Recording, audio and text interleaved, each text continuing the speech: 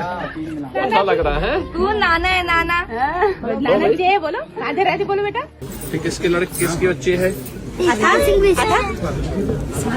तुम्हें मिला?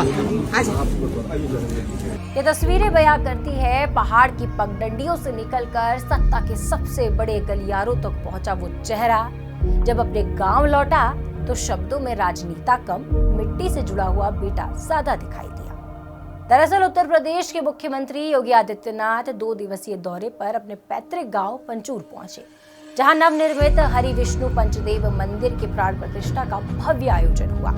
यूं तो मुख्यमंत्री बनने के बाद यह उनका चौथा पंचूर दौरा था, लेकिन इस बार उनका अंदाज राजनीति और मंत्रीय भाषणों से बिल्कुल अलग, बेहद आत्मीय और भावुक नजर आया।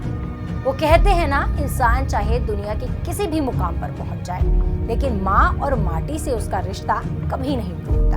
आज यहाँ पे जाकर का भी कोई कार्यक्रम होता है तो उसको भी सुनना अच्छा है। ये सब लोक गाथा है, लोक परंपराएं हैं। ईश्वर दैवीय शक्तियों के जागरण का सशक्त माध्यम सब बना है। त्रिवेंद्र जी भी हमारा बहुत अच्छा जागर गाते हैं।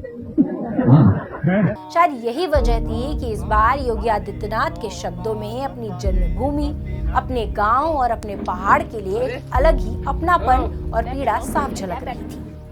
कभी वह बड़े सहज भाव से गांव वालों से मिलते हुए दिखे, कभी बच्चों को दुलारते नजर आए, और लोगों से मिलते हुए उन्होंने पलायन और बंजर होते खेतों का जिक्र करते हुए चिंता भी जताई। तो उनके शब्द सिर्फ एक नेता के नहीं थे, बल्कि उस बेटे के लग रहे थे जो वर्षों बाद अपने गांव लौटकर अपनी मिट्टी का दर्द महसूस कर रहा हो। जिस आत्मीयता के साथ वह अपने चित परिचितों से मिले, हालचाल पूछा और हर किसी के साथ अपनापन बांटा, उसे देखकर ऐसा लग रहा था मानो कोई बड़ा नेता नहीं, बल्कि घर का बेटा बरसों बाद अपने आंगन लौटा हो।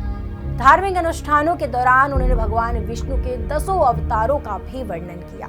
वहीं बच्चों के प्रति उनका स्नेह और प्रेम एक बार फिर देखने को मिला, जब उन्होंने स्कूल पहुंचकर बच्चों से मुलाकात की और अपने हाथों से चॉकलेट बांटी। गांव में बने ओपन जिम का उद्घाटन भी उन्होंने किया। इस दौरान सीएम पुष्कर सिंह धामी और योगी आदित्यनाथ दोनों ही बड़े सहज और उत्साहित अंदाज में जिम करते हुए भी नजर आए। धार्मिक कार्यक्रमों के बाद शाम करीब 4:45 बजे जब योगी अपने पैतृक आवास पहुंचे, उन्होंने अपनी बुजुर्ग मां का आशीर्वाद लिया, बहनों और अन्य परिजनों से विदाई ली। गांव वालों और रिश्तेदारों की आंखों में उस पल गर्व भी था और भावुकता भी। पंचूर की पगडंडियों में उस दिन सिर्फ एक मुख्यमंत्री नहीं आया था, उस दिन अपनी मिट्टी से बिछड़ा एक बेटा अपनी मां की चौखट पर लौट कर आया था।